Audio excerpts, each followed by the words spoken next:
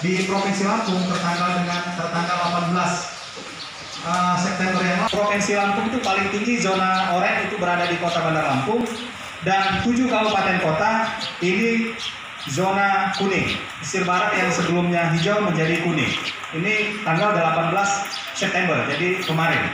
Nah, ada memang opini-opini publik yang berkembang, Pak, saat ini menginginkan agar pemilihan kepala daerah dan wakil kepala daerah ini ditunda. Seperti itu, benar nggak ada ya?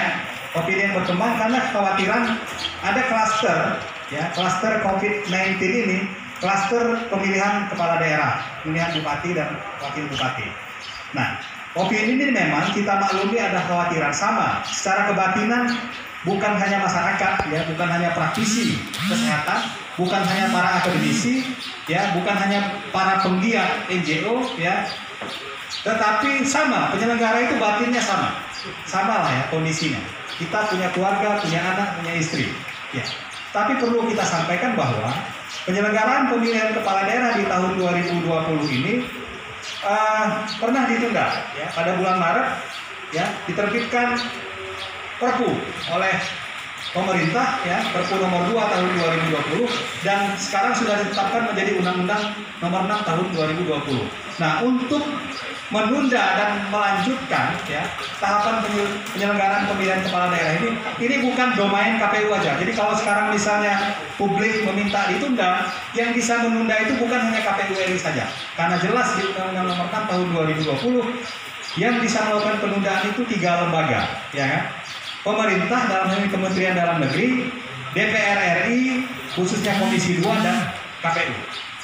Harus disaksikan oleh penyelenggara pemilu, di Bawaslu dan DKPP. 3 lembaga ini.